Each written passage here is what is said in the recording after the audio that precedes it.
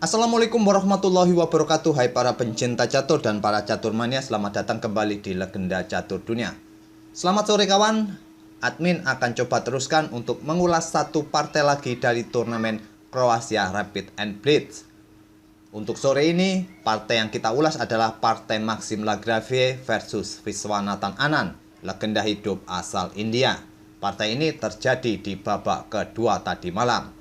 Namun sebelum memulai mengulas permainannya, coba kita lihat dulu profil kedua pemain. Seperti yang diketahui kawan, Maxim Lagrave ini pecatur berkebangsaan Prancis.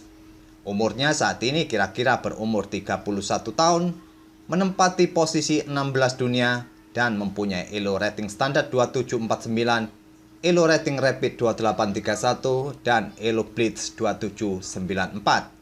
Sedangkan Viswanathan Anand sendiri kawan berasal dari India, sekarang umurnya sekitar 52 tahun dan posisi rankingnya juga tidak jauh beda dari Maxim Lagrave.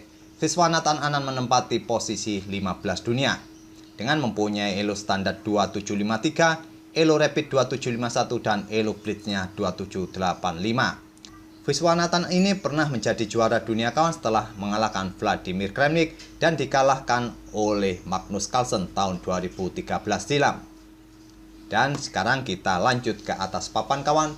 Di sini Maxim Lagrave pegang putih mengawali permainan dengan pion E4.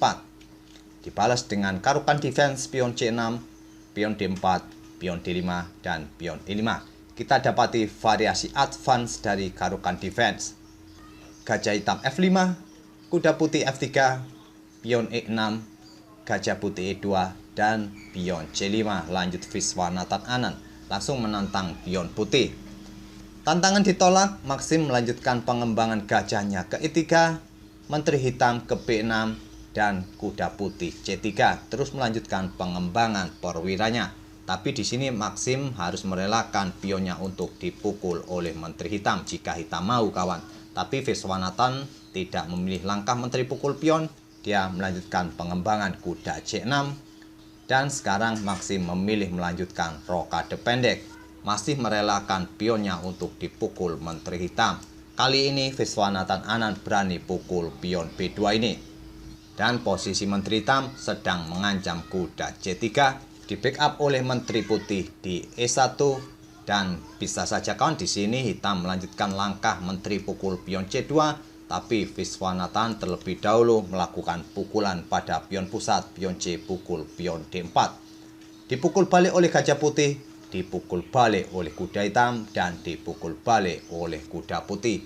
Posisi kuda putih melindungi pion C2-nya juga sedang mengancam gajah.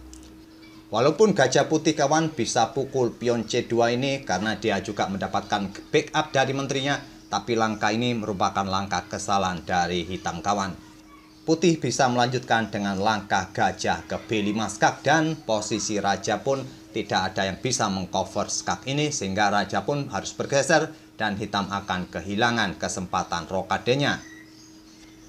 Pada posisi ini, Viswanathan Anand tidak melakukan pukulan pada pion putih C2. Dia melanjutkan pengembangan gajahnya ke B4 mengepin kuda. Dan pada posisi ini ada pilihan bagi putih untuk membackup kudanya di peta atau dengan kuda D lompat ke B5. Jika hitam membalas dengan pion A6, putih bisa memainkan beteng ke B1 dan mungkin hitam akan melanjutkan pukul kuda untuk menawarkan pertukaran menteri. Putih bisa melanjutkan langkah kuda ke C7 skak terlebih dahulu. Setelah raja bergeser, barulah putih bisa pukul menteri, gajah hitam pukul menteri putih, dan dengan variasi ini kawan akan memberikan keuntungan bagi putih. Tapi pada posisi seperti ini tadi kawan, saat mendapatkan pimpinan dari gajah hitam ini, Maxim Lagrave langsung menggeser betengnya ke B1 mengancam menteri, dan di sini terjadi pertukaran menteri kawan. Terlebih dahulu gajah pukul kuda, beteng pukul menteri hitam, gajah pukul menteri putih, dan dipukul balik oleh beteng putih. Selanjutnya pion B6. Lanjut Viswanathan Anand menghindari ancaman dari beteng putih. Selanjutnya pion H4. Lanjut Maxim. Mungkin berencana di langkah berikutnya kawan ingin menjebak gajah hitam ini. Diantisipasi dengan langkah pion H5 membendung atau mencegah pergerakan pion G4. Di sini Maxim menukarkan kudanya dengan gajah hitam. Kuda pukul gajah F5. Dipukul balik oleh pion F, dan sekarang posisi pion hitam bertumpuk di lajur F. Walaupun pada posisi ini atau di langkah ke-16 ini kawan, hitam unggul satu pion atas putih, tapi hitam juga mempunyai masalah dengan bertumpuknya pion di lajur F ini. Permainan berlanjut, Maxim melanjutkan dengan pion C4 menantang pion hitam, tantangan ditolak, pion didorong maju ke D4. Sekarang beteng digeser ke D1 mengincar pion di lajur D ini, di backup oleh beteng di D8 dan Maxim mengorbankan pion C5. Pengorbanan diterima, pion pukul pion ini untuk membuka lajur bagi beteng untuk bergerak atau menempati baris ke-7 pertahanan hitam dan sedang mengincar pion A7. Dan apabila pada posisi ini kawan, hitam mencoba membackup pion di lajur A dengan menggeser betengnya ke A8, putih bisa memainkan gajah ke B5 terlebih dahulu untuk melakukan skak, atau langsung memainkan betengnya bergerak ke C1 untuk mengincar pion di lajur C ini. Oleh karena itu, merasa salah satu pionnya ini akan tetap tewas kawan, Viswanathan Anand tidak bermain atau membackup pion di lajur A. Dia melanjutkan pengembangan kuda ke E7 dan beteng putih pukul pion di A7. Kuda hitam bermanuver ke G6 mengincar pion E5 dan gajah putih ke B5 lanjut Maxim skak. Raja ke F8 dan pion F4 lanjut Maxim. Langkah pion F4 ini sama seperti langkah pengorbanan kawan. Kuda bisa pukul pion F4 atau pukul di H4. Tapi di sini Maxim tidak melakukan pukulan terhadap pion putih. Dia bermain dengan beteng naik ke H6. Padahal langkah kuda pukul pion F4 ini bisa jadi pilihan bagi hitam kawan untuk mengumpulkan pundi-pundi pion putih.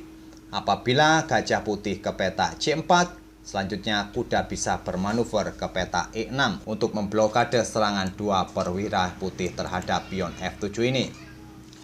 Tapi di sini tadi Viswanathan Anand memilih langkah beteng ke H6 dan Maxim melanjutkan dengan gajah ke C4.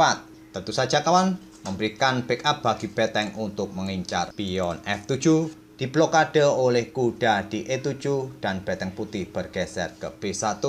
Berencana untuk mendobel betengnya di baris ke-7 pertahanan hitam ini kawan. Di sini Viswanathan Anand melanjutkan dengan pion D3 mengorbankan pionnya. Kenapa ini disebut langkah pengorbanan kawan?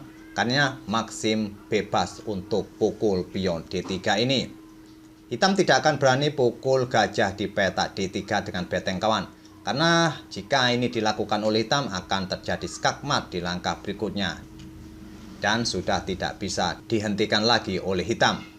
Oleh karena itu setelah langkah gajah pukul pion D3 ini, Viswanathan Anand melangkahkan kudanya ke C6 mengancam beteng. Beteng turun ke A3 untuk melindungi gajahnya dan beteng hitam digeser ke E6. Beteng putih bergeser ke C1 untuk mengincar pion C5. Di sini kuda lompat ke D4, beteng pukul pion C5 dan beteng hitam digeser ke E7. Ini untuk mencegah pergerakan dua beteng putih yang akan menempati baris ke-7 pertahanan hitam ini kawan. Maxim menggeser beteng ke C3 memberikan jalan bagi pionnya untuk maju ke depan nanti kawan. Beteng hitam ditumpuk di lajur D dan beteng putih naik ke C8 menantang pertukaran beteng. Sementara pertukaran ditunda, Viswanathan Anand melakukan skak dengan kuda ke F3 skak. Bisa saja putih melakukan pukulan terhadap kuda ini kawan dengan pion, tapi nanti putih akan mempunyai masalah pion yang bertumpuk. Jadi Maxim Lagrave hanya melangkahkan rajanya ke F2 dan di sini terjadi pertukaran perwira kawan. Beteng hitam pukul gajah di D3. Beteng putih pukul beteng di D8 skak. Dipukul balik oleh beteng hitam dan putih mendapatkan kuda di peta F3. Dan di sini kawan di langkah ke-34 ini kita dapati permainan babak akhir raja plus beteng. Permainan berlanjut, Viswanathan Anand menggeser betengnya ke D2 mengincar pion A2, pion didorong maju dan raja hitam bergerak ke E7. Pion G3 lanjut Maxim, raja ke E6 dan raja putih ke E3. Beteng digeser ke D1, beteng putih bergeser ke D3 menawarkan pertukaran. Tentu tantangan ini ditolak kawan. Beteng hitam bergeser ke A1. Raja putih bergerak ke D4, Raja hitam bergerak ke D7 dan Raja putih ke C5 open skak. Raja ke C7, beteng putih ke C3. Untuk memblokade ancaman skak dari beteng hitam digeser ke D1. Sekarang pion didorong maju ke depan, beteng naik ke D2. Pion terus didorong maju ke depan.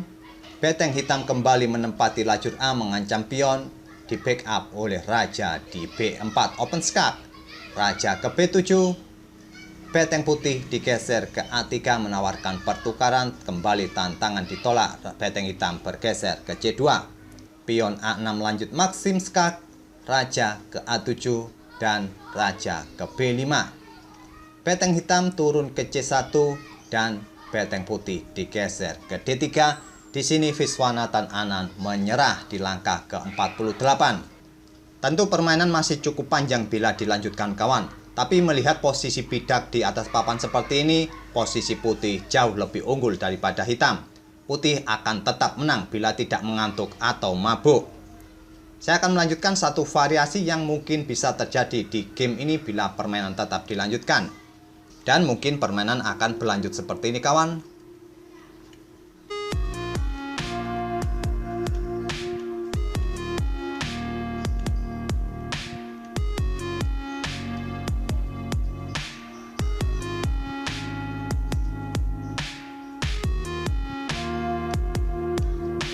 Dan dengan posisi seperti ini, dua pion putih ini sudah tidak bisa dihentikan lagi untuk promosi menjadi menteri.